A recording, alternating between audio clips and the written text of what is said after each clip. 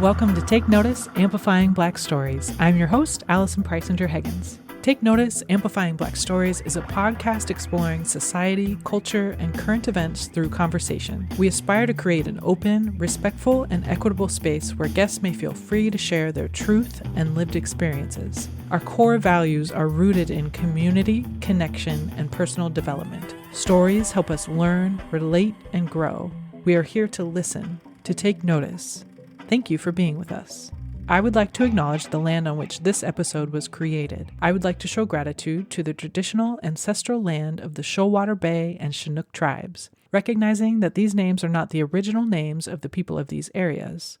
Land acknowledgement statements are an important part of honoring those whose land we now live and work on. We begin each episode this way to help spark ideas and keep these conversations in the front of our minds so that we may continue to be open to doing better. I encourage listeners to research the land on which you live and are listening right now, recognizing this is just the beginning. And some additional next steps to consider: seek out the stories of Native people from our shared history and today. Maybe spend some time asking yourself difficult questions and challenging norms that may be linked to colonialism. Engage in your community around topics like land tax, curriculum, hiring practices, decision-making, organizing, and reparations. Seek out media created by Native people. The more you explore, challenge, and learn, the more questions may arise, but this is how we grow and connect. Thank you for joining us for Take Notice, Amplifying Black Stories.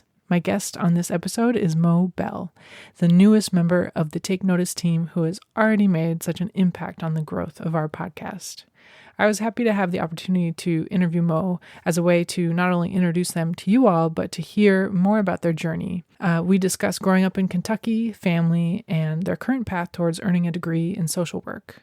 And I just want to thank Mo for being open to doing an episode and also just being vulnerable and open to sharing many of the aspects of their life in this episode and in our conversation and in conversations that we have weekly.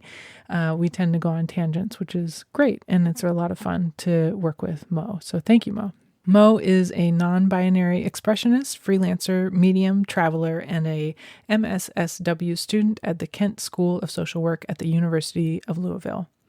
They were born in Lebanon, Kentucky, and currently reside in Louisville, Kentucky. Their work focuses on the abstractions of life and death. They often find solace in life's exploration. They are the social media manager for us, for Take Notice Podcast, but also for OhHeyCoach Podcast and Home Appalachia. Their works are published in Loch Norse magazine and in Queer Kentucky's online columns, and that work being poetry.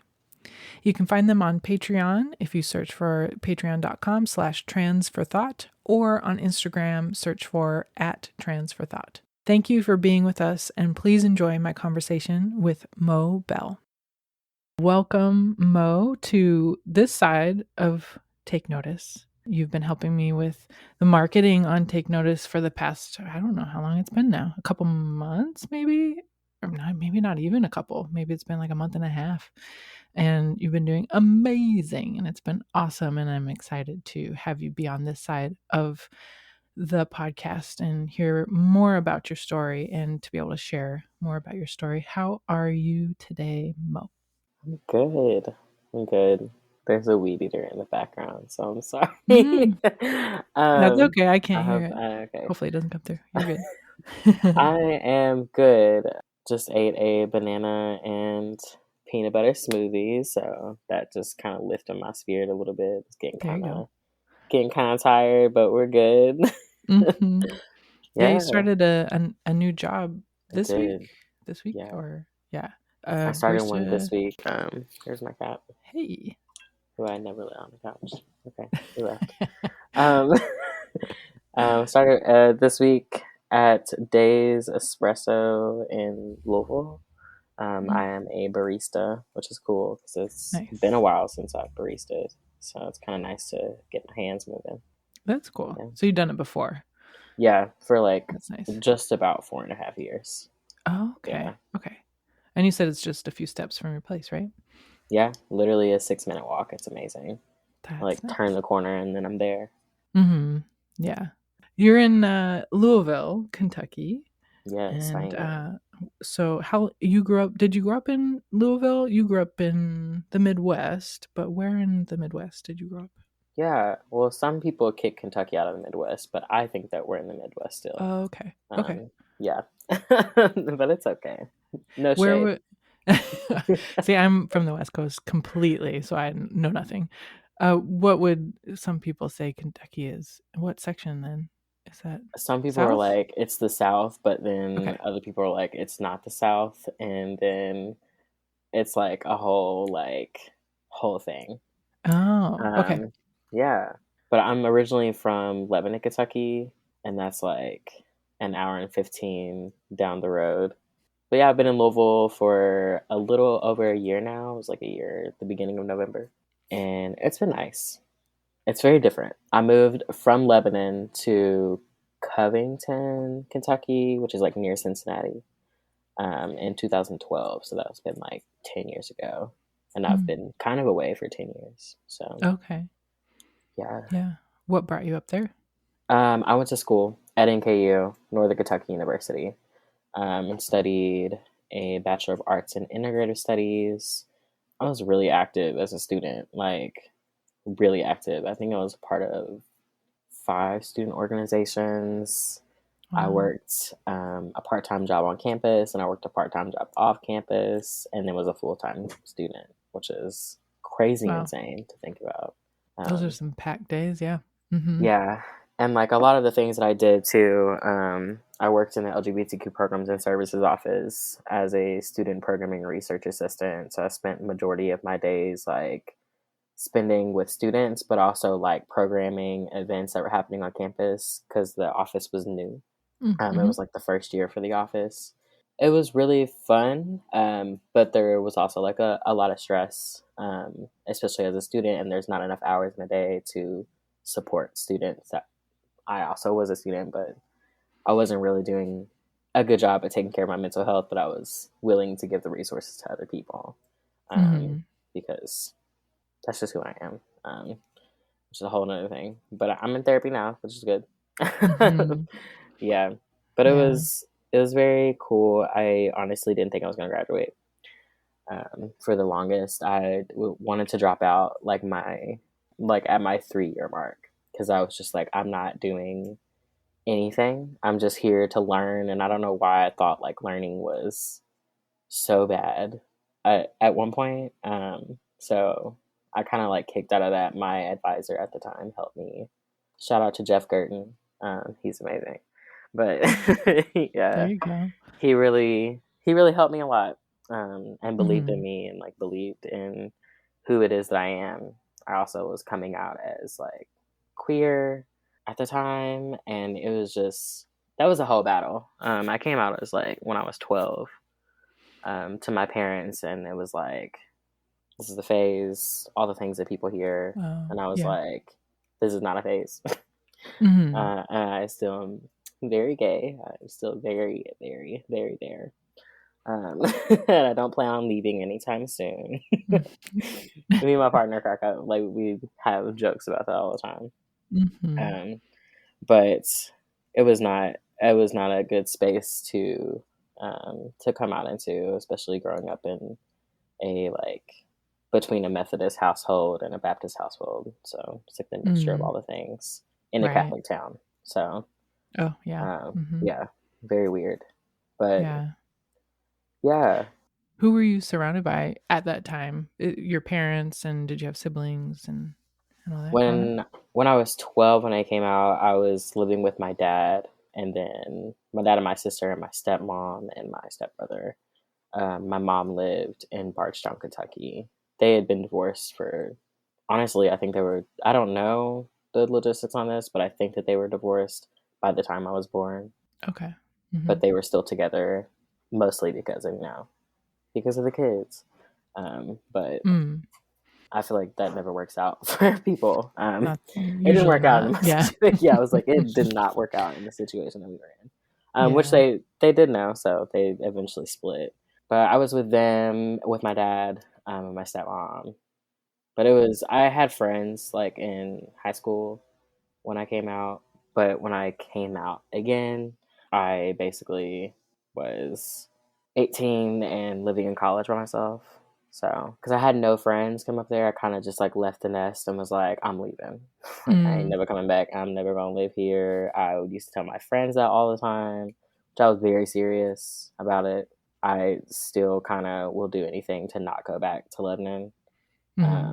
Some people, it works out perfectly for them, because I know a lot of like folks that I went to high school with have recently come out, or they are openly LGBTQ plus, but it's not, there's no access to things. Like there's not a whole lot of resources. There's no LGBTQ centers. There's no like gay bars. There's no sober queer spaces, all the things. It just doesn't exist there.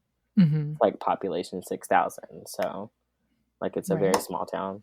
But in school, I kind of found like a safe haven in the office, especially working there. So Bonnie Meyer was my boss, and she was essentially my mother. I literally called her my gay mother, because she literally was. And she took care of me in ways that I've never been like taken care of. She like is the first person that ever mentioned to me that I should probably go see a therapist. No one has ever mentioned that to me. I had no idea that was an even option.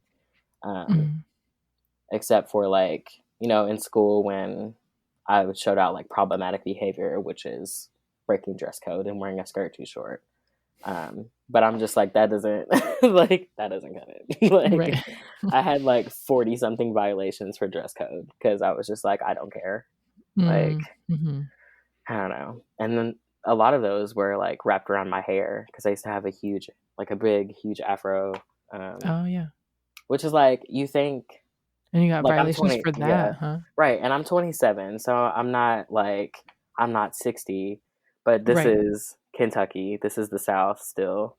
And they still go by these rules. Like you can't wear certain like hairstyles. You can't wear color in your hair. You can't do certain things in schools. And this is like high school.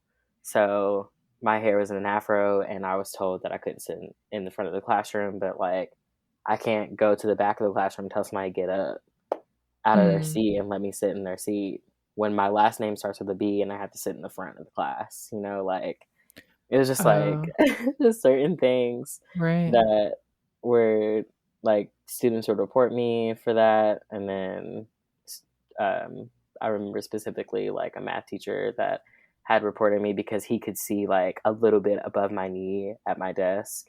And I'm just like, so like, why are you looking at my knees? Like, what are you doing? Like, you're a grown man. And there are other things to be focused on. Right. Yeah. Which is like. So that would be, I'm thinking of dates or times, years. 2011. Yeah. 2011. Right. Ugh. Right. Yeah. This is like, and you think these things would be like late 90s, early like or 80s or something. I don't know the time periods for that actually. I mean, they still happen everywhere. Yeah, it definitely does. Yeah, but the misconception is that was in the past, right? And that when we're it's beyond like that. Now. We're really not. Yeah. I mean, women and femmes today, like we still experience a lot of like all types of everything, like and then especially being POC, Black, all of the above, all the greatness, like you're just someone's looking at you double time, like and it's very aggravating. Yeah, and especially when in high school or school in general, it should be a space that's safe to go to just learn and focus on learning, socializing with folks, and growing. Yeah. But then there's all these distractions of all these things that you have to fit into instead of just being, which is really needs to shift. I very much so consider myself that likes to rebel against those things, because of not necessarily rebel, but like I like to make people question things, and I like to question authority because I feel like it's important. If no one's questioning authority, why is authority there in the first place? I don't like when people try to control other people, and I just don't think that it's fair. Yeah. And that's something spiritually I think that I've been kind of dealing with too, especially when it comes to like family and the way that family dynamics work. especially as like an adult. Super weird. I haven't really been like super close with my family this year, or even throughout like the whole pandemic. Essentially, I just like started seeing like, you know, people's true colors, quote unquote. And especially during the whole Trump administration and just like everything that had been happening, and like all my racist family members decided to just come out of wherever they were living, and I was just like, I don't have time for this. I really don't have time for this. I don't have the time. I don't have the energy. And then I started testosterone in 2019. And that was, I kept that kind of like a secret for a time period. I didn't tell my family. I haven't really talked to my family about it except for my sister. And I was using he, him pronouns at the time, which I no longer use he, him, or she, her pronouns. They, them, all day, every day. But it's really hard to explain that to someone when it's such like a personal spiritual thing for me, that I know that they're not going to understand it 100%. But shutting down the idea and just like shutting someone out doesn't help. Like, not talking about it doesn't help. Not allowing space for someone to talk about themselves does not help. And like also brushing people off to a therapist doesn't help. And I've just been like focusing a lot on like community and like what that means this year specifically. Yeah. It's been wild. Yeah. Yeah. It sounds like a lot of growth and change and sorting things out. Yeah. Yeah. It seems like it's been that way for many people in a lot of different ways. Like it's like the past, since the pandemic hit. It's like the whole world is in a transitional period. Yeah. It's very weird. Like, and I really think, I may be going off of nothing here, but as a millennial, I had to say it. As a millennial, I really feel like Gen X and millennials and Gen Zers, we all like kind of knew this was going to happen. Like, everybody's been talking about the fall of capitalism for like a really long time, but specifically around like the 2000 mark, because we're just like, okay, like what's going on? Like, why is toilet paper, literally, I'm just using toilet paper as an example, but I specifically remember last year toilet paper being $20 for an 8-pack at was a Kroger. whole thing. Yeah. And I was like, we're just are we in a right? And I'm just like, are we in a free market? Like, when did like the free market is like, yes, but like also what's going on? Like, what? I can't afford that. Right. Like, no one can afford $20 toilet paper. Like, that's 20 meals at McDonald's, which no one should eat at. True. But as an example. Right.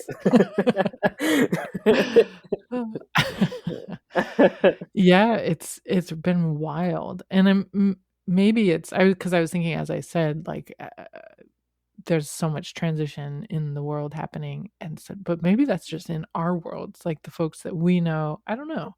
Yeah, it's just a thought out there, but because maybe there's other people that are like, let's just keep plowing through and try to get back to the way it was, or something. Yeah, I mean, I see that here a lot. Like, I was working at UPS for like a short time period. I think I told you that the 1 week that I worked at UPS. Yeah.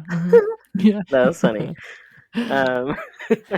But there were so many people that were just like, yeah, like, this is really great pay, and this is really great, and this is really awesome. I'm just like, I could not do this. Like, I literally cannot do this after being in like academia for so long, and then going out into the real world. I guess you could say, really shocked me, like severely shocked me, because I've been in school for 16 years, and then I'm over here struggling to figure out where I'm going to be working, or like what I'm going to be doing, because I don't have a degree in like something specific. That makes it a little harder. But it was just wild, like working at UPS and just hearing folks stating about how great money they're making at $19 an hour, and I'm just like, who can live off of this? Like, if minimum wage is anything, it should be starting at $36 an hour. essentially. But our family does own some land, but it's like we can't afford it. Like our family can't afford the land. Like we just cannot afford it. Yeah. And this might be some tea. If my dad ever listens to this, it's fine. We were just talking about it. But it's the secrecy of the land that bothers me. And before I got on here, I was actually talking to my roommate about this, which is kind of, it's kind of wild. But my family we essentially have some land. We've had a lot of family members pass away. There is some money due on the land. And like the folks of the generation before me, my parents, my dad, his siblings, are essentially supposed to be taking care of the land and paying for it and all the things. But it's just really expensive. Like it's too expensive for them to pay this amount. Like I can't even imagine putting anything down on this land now because I don't know how much they bought it for. I know it was like super cheap, what we'd see today, I guess. So it's probably around like 150,000 or more. Who knows? I don't know the exact number, but no one wants to talk about the separation of what's going on. Like there's no like communication about who's going to be delegating what. Like it essentially is a business. Like the land is the business for the family, right? But family and business sometimes just don't work like at all. True. Yeah. But also like if money and capitalism was not a thing, the land wouldn't have to be paid for. And then we also were talking about like how that relates like generational curses and like generational trauma and how this land is like a whole like physical representation of the trauma of my ancestors. And I was just like, this is wild. Why am I relating to this like so deeply? I mean, it's honestly a thing because like when I go home, like we don't talk to each other. Right. Like we turn the TV on and that's me hanging out with the family. Which is like great and like spending time is great. But also like I am like there's so many other things happening in life that is affecting everyone else. I can't just focus on myself and just sit in my like comfort. But also I'm just like Black people deserve peace. And I'm like, maybe my dad just wants some peace. But it's like this whole dichotomy of like I don't know what he's thinking or like what he's going through. Right. But I'm not really close to him. And I have this whole life outside of him, which like I love him, but I'm like, come on now. Come on now. You know? But yeah. Yeah. I think it can be, depending on what I've learned anyway, is that for certain generations or just for certain people, depending on what they grew up with, it's hard to break out of that comfort zone of, if they're used to having a lack of vulnerability, I suppose, then they're probably wanting to stick with that lack of vulnerability or so it can be hard when you're like ready to like, here's all the stuff, let's just be, and go through it all. And then the other party's like, I'm what? Doing their own thing. So yeah, that can be hard. And then when there's a family business involved, land or what have you, like that's even exponentially difficult. It's pretty intense. Is it more like the land was paid off, but there's like the taxes on it and that kind of thing? Is that what's... I'm really not sure. I have no idea. But I know that maybe one day I might have to find out. So right, which sucks because I mean, again, with generational curses and that being passed down, like that's passed down to my sister and I. I have one biological sister. Is she literally older a powerhouse. or younger? She's older. She is 3 years older than I am, and she has one biological child, and I think she has like 6 stepchildren. Oh, okay. Nice. I could never have kids. She is an amazing mother, and I could never do it. Like I could never have children. I'm tough just like, nah. yeah. Right. Yeah. I'm just like, nope, I'm okay. I'll give them back to you now. Right. Yeah. But I'm like honestly just now coming around. So I mean I've kind of been like not present for many reasons. And just clarity. I feel like a lot of people need clarity away from family sometimes. Yeah. To just like see everything for face value, I guess. Yeah. Is she in the area? She's about 40 minutes away from me, so she's closer to my dad in Bardstown, or she's near Bardstown. I can't remember if she lives in Bardstown or New Haven, Kentucky, which is even smaller than Lebanon. Okay. I think it's like population maybe like 500. Oh, yeah. Yeah. Wow. Like our house is like right around the corner from the school, and I think it goes from, why do I think it goes literally from like first grade to 12th grade? Like that's just the entire school is I think it's the entire school, which is like super, it just feels weird there. There's a lot of like Southern priders, if you will, like people that literally like carry rubber flags and say they literally do all the things, all the stereotypical things that you think about Kentuckians. But also like there are people that there are people everywhere. But there are people that do other things other than that there. But it's nice and quaint, though, when I talk about the nature of it. The actual physical nature of the place. Yeah, yeah. Everything is just, like, so outdated. Here, I've lived in California. I lived there for 7 months in Fresno. It's not like, ooh, Fresno. But but it was interesting. Definitely a culture shock as well. I think I just really enjoy culture shocks because I feel like they're important to life, to experience new things all the time, especially when I feel like I need to learn something. My mother had passed away in 2017. She was pronounced dead by a heart attack, but I'm pretty sure it was an overdose. Like me and my sister are both like pretty positive about it. She's always had like substance abuse issues and everything else, but she had a really rough childhood growing up. And just give you like a little synopsis. My dad is Black, my mom is white. We have some Mexican folks on my mom's side, and then most all Black folks on my dad's side. But it was just like things were not easy for her, and she just like really, she always told me like I could just never figure it out. Like I can never figure it out.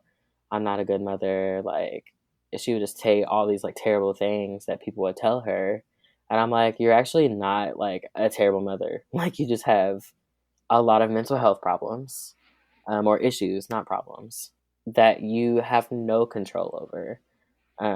And she did deny access, like she denied resources, because I truly think that she didn't think that she deserved them, which like I talk to my therapist about this all the time, like deserving things and like what that means and the guilt around deserving things, because I feel like I go through that, like before we moved into this apartment, I was like, I don't feel like I deserve to have a place to live in myself or to have a space to curate, because I was just so depressed with everything that had happened.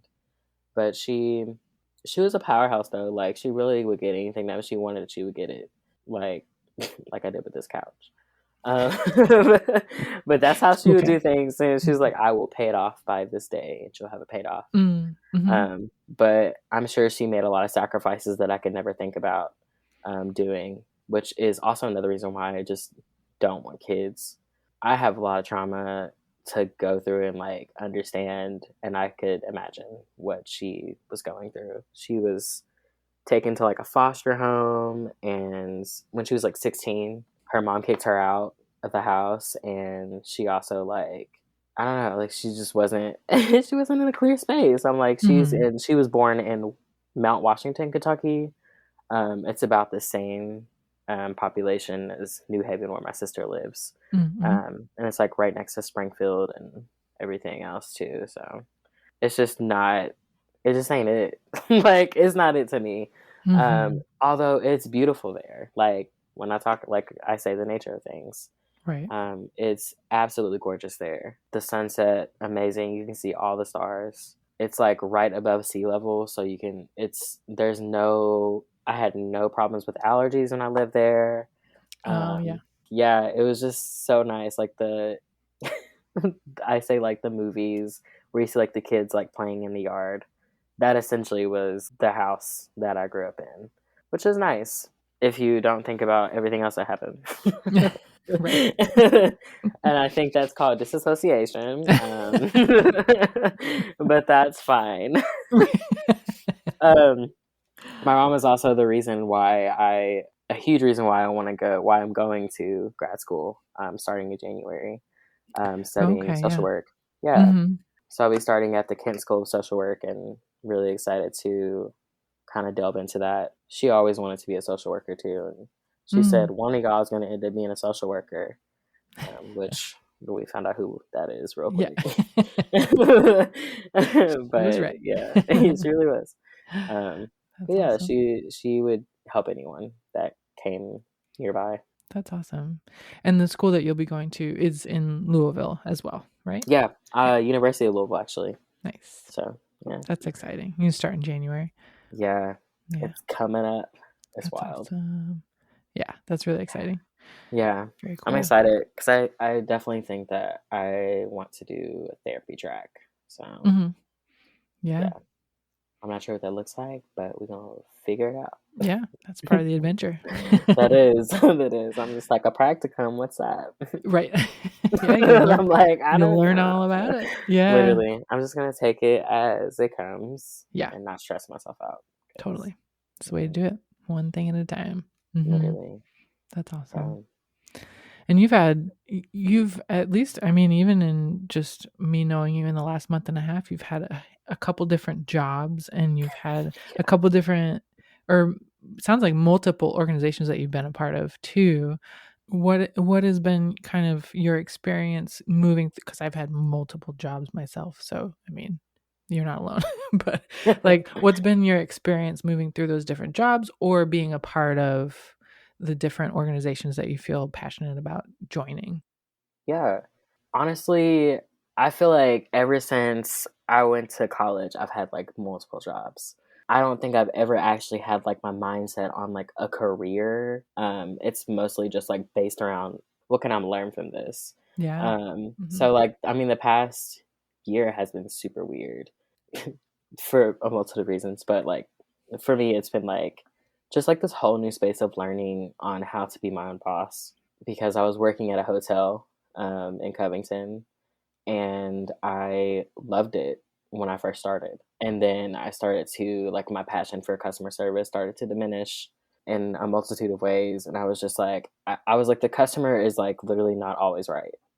Like, they're not, like, and I'm just like, me as a customer, I'm not always right because I don't know everything about the space. Like, I don't know everything about everywhere I go. I don't know everything about Kroger. Right. Yeah. I didn't know that their sliced deli and cheese was cheaper than buying the other cheese and delis until last week, you know? But I do a lot of social media managing right now. So I do social media for Take Notice, as you know, which it's been really fun working with you. I'm so glad that we connected.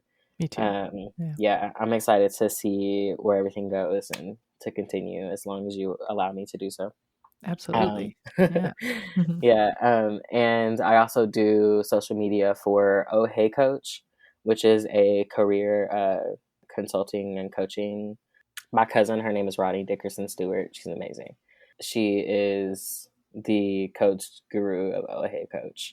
And she has been my mentor since I was 13. She's the first person that ever introduced meditation to me. And she was living in Chicago at the time, but it was so amazing. And then she like taught me a lot about marketing. She went to school for marketing, and I don't know if she currently works at Zoom, but I know she worked at Zoom at some point within this past year. But yeah, I do social media for them. And then I also do social media for Home Appalachia. It's an LGBTQ center workspace in Pikeville, Kentucky, which is not that far away from here. I'm pretty sure maybe like 2 hours, not too far away from Louisville. It may be less than that. I've never driven to Pikeville from Louisville, but I've driven from Cincinnati. It was long because I took the back roads. Yeah. I was going through the hills and everything, and I was like, I don't know where I'm at. Yeah. That's always fun. Yeah. So I do all 3 of those. And then I am also a barista. Just started this week at Days.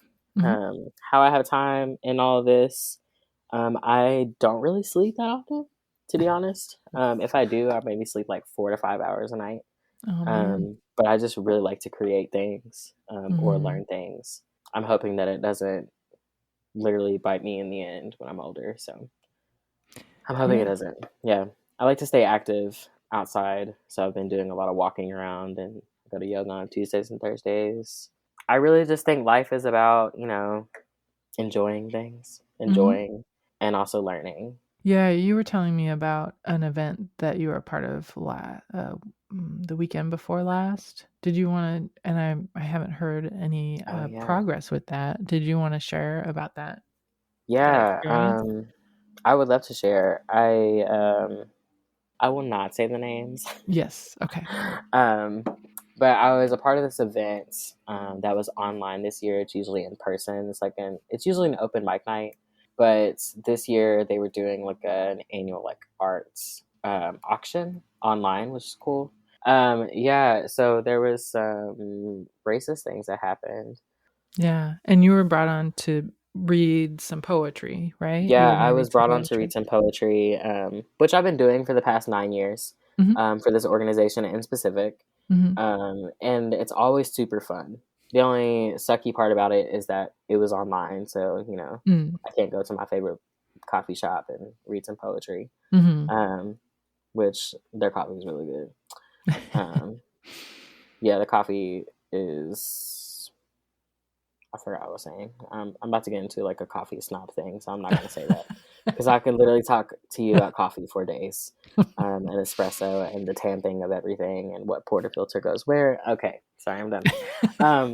So basically what had happened was we were on there and then it was supposed to be an auction. I was supposed to come on literally like after the introduction of the auction, but I was like grazed over, which like I think it was just like a miscommunication or like someone didn't like read the script or like the rundown of things. But the host during that time period, there were 2 hosts. One of the hosts had their child like on camera and like they were like doing like joking things. So I guess it was supposed to be satire, but I wasn't really sure if it was satire.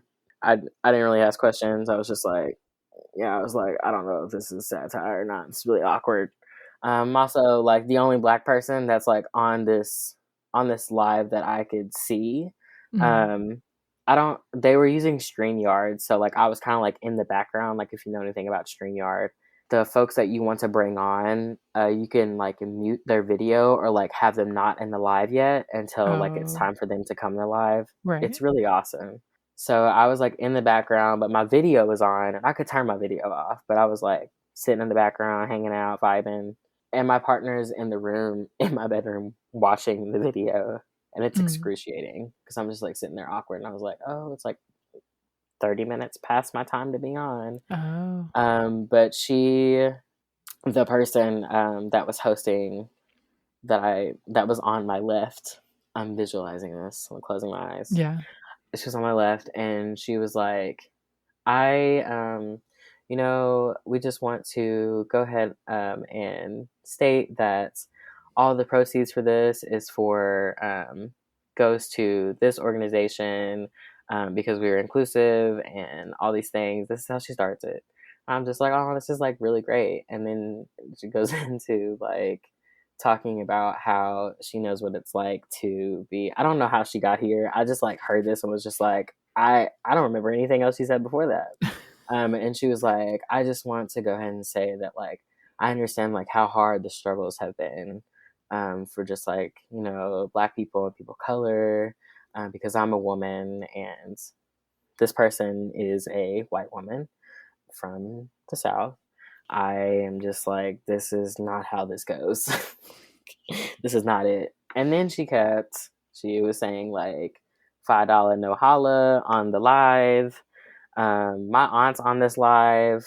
I got 2 cousins that hopped in on the live. My partner's watching the live. And I'm just like, I'm not the only Black person that's seeing this, right? And I was just like, where's my community at? Like, I was just like, I don't know what's going on.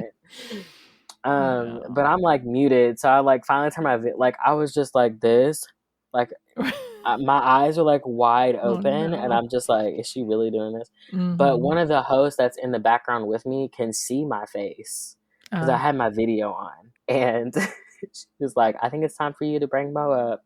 And I was just like, yeah, I have to hop off here in like 5 minutes. Because, I mean, I had plans. Like, I had plans that night. And I was like way over time. Yeah. I couldn't stay for the whole live. I didn't know how long it was going to last. It was supposed to be an hour. Definitely lasted like more an hour. But it was just like not okay.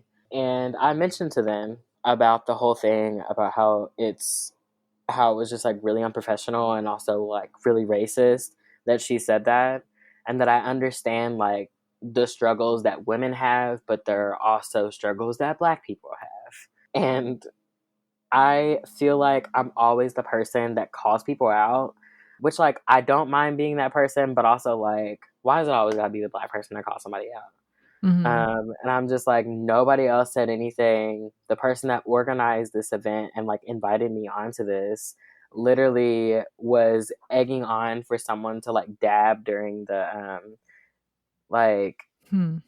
dab for like people to come in on the auction. And I was just like, this is like, to me this feels like appropriation of Black culture. And it was just like this whole thing, and it was just like, it was crazy. And I talked to my partner about it, and they were just like, you were not in the wrong. And I was just like, good, because I really just needed to like come back in my space here, like where am I? Happened? Yeah. But I sent them an email. I sent it directly to the person that asked me to come on and read. And they were like, really professional about it. I told them that I just felt really uncomfortable, and that if they're going to be inclusive or quote unquote say that they're inclusive, then essentially don't bring Black people to the table and say that you're inclusive and then literally slap them in the face with it. Like, because that's not how that works. Like, you can't do that. I've been on so many boards in college where that's happened, where like they just want people in seats and they don't want to listen to you talk, or they don't want to hear your experiences. And like a lot of students and a lot of people are hurt by that. If you want me to talk about what I went through on campus as a Black person who's queer, listen to me. Don't just have me here record my story, throw it out to the world, and then tell everybody you're an inclusive campus, or like you're an inclusive something, or like it's propaganda. Like you are doing exactly what our oppressors have been doing for years on end, and it just the cycle never ends if that just continues. But the action, I recommended them to potentially go to like sensitivity trainings and everything, and was like, I can give you a recommendation if you need them. I'll happily sit in on them. Whatever. I will travel to said city and participate in them if you would like to have someone in person. Because that, you can't be doing that. Like, you're representing the state. Like, you're representing the state of Kentucky. I'm like, nah, we can do that. But they later sent me an email. It took me forever to like respond to them, because I was just like, I don't even want to talk to you, but like I want this to happen, and I want this to not exist anymore or happen again. But they sent me an email back and basically told me that they are going to be in sensitivity trainings, that they have those already planned.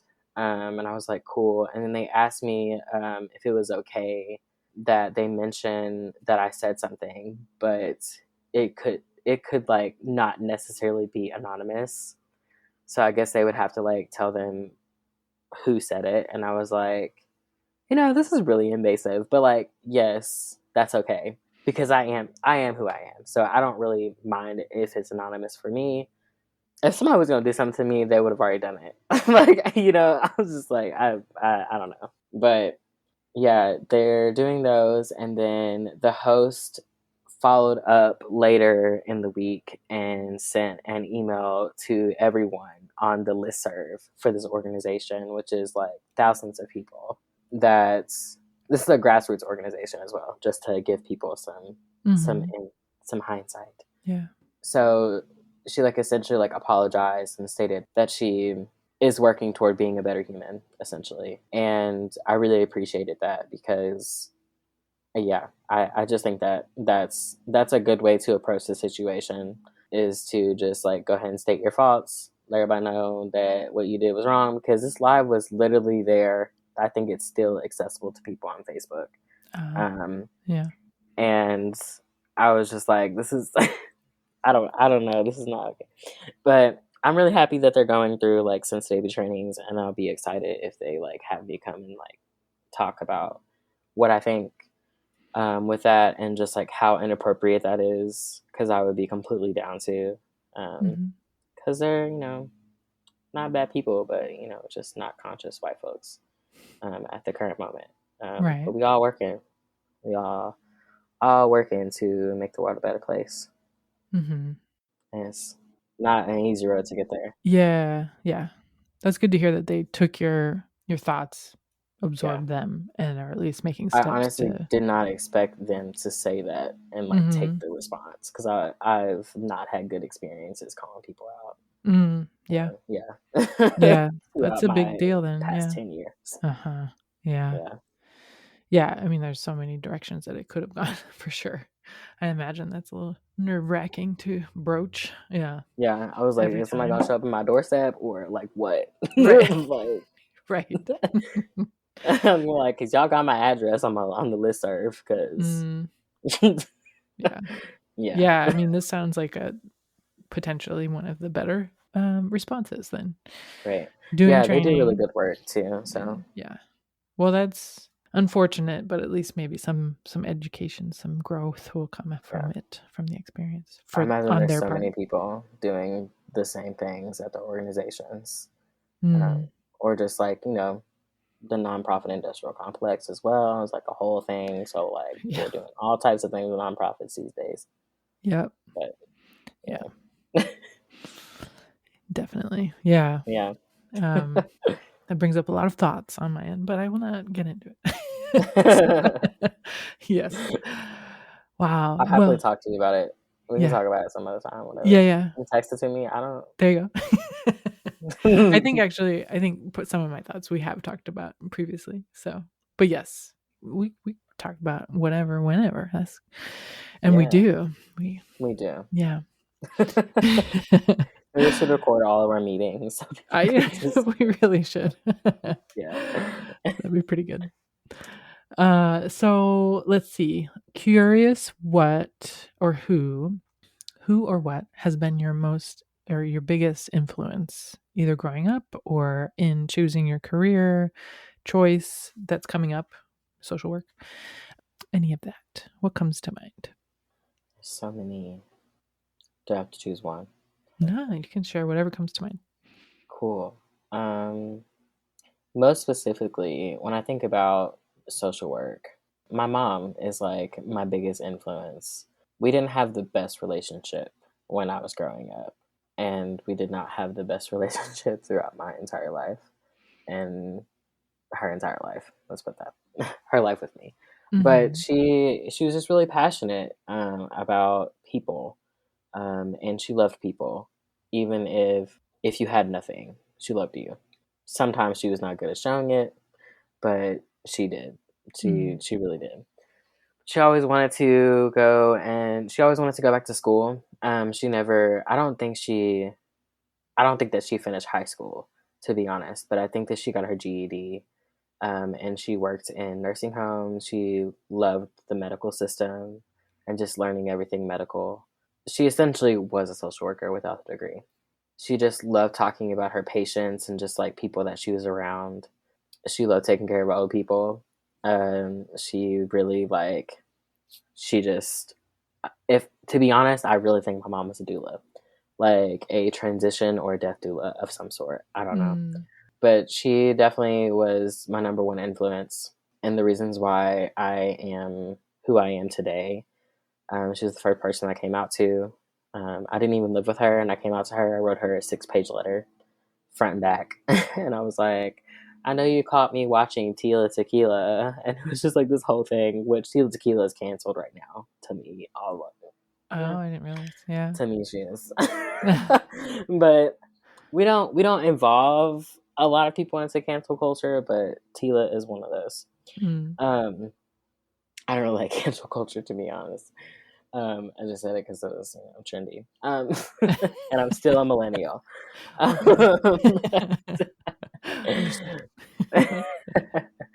No, but yeah, my mom and then my cousin Ronnie she's been great, especially with support for many things. Like I'm the weird kid in the family. I'm the one that still listens to Screamo, and they thought it was a phase. And, like, all these things. I literally dress mostly goth attire. Every day I'm wearing black, probably all black. If I wear a color, I'm probably going to a rave.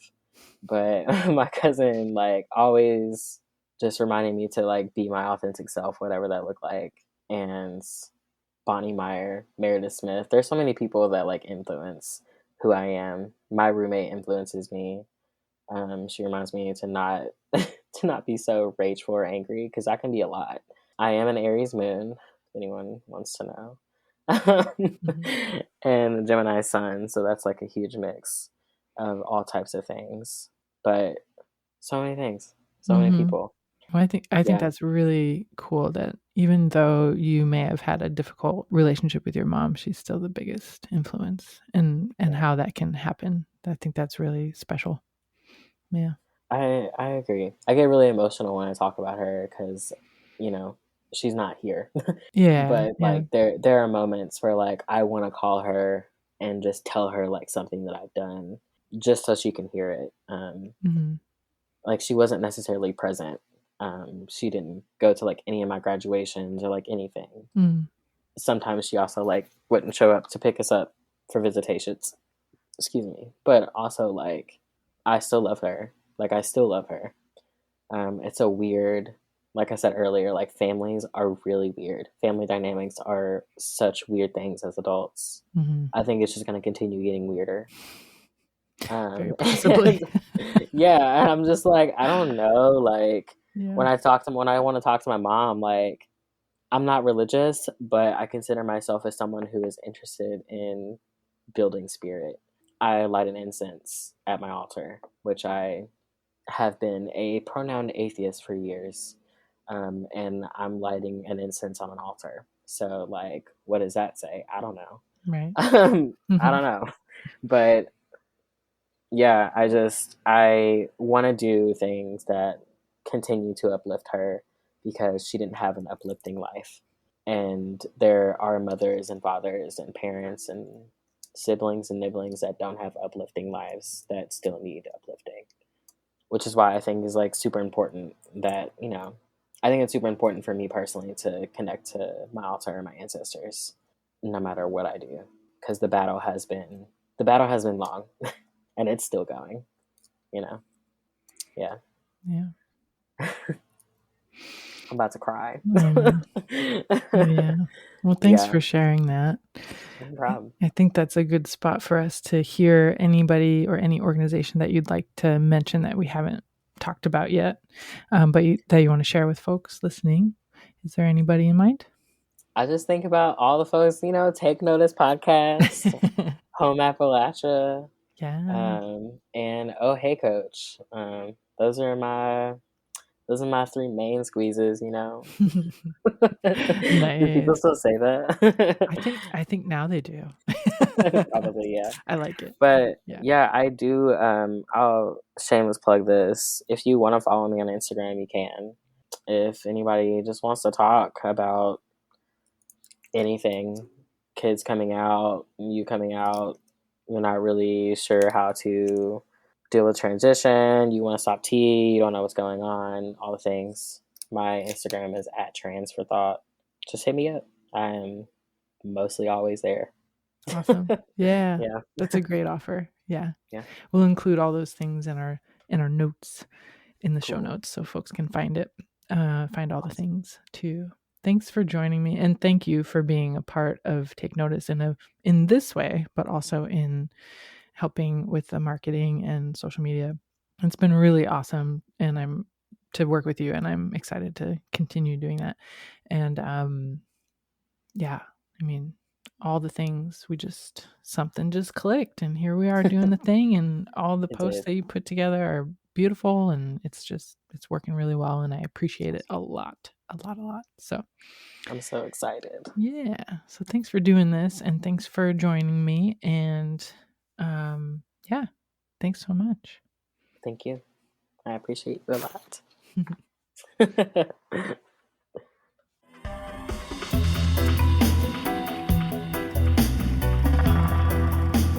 Thank you for joining us for Take Notice Amplifying Black Stories.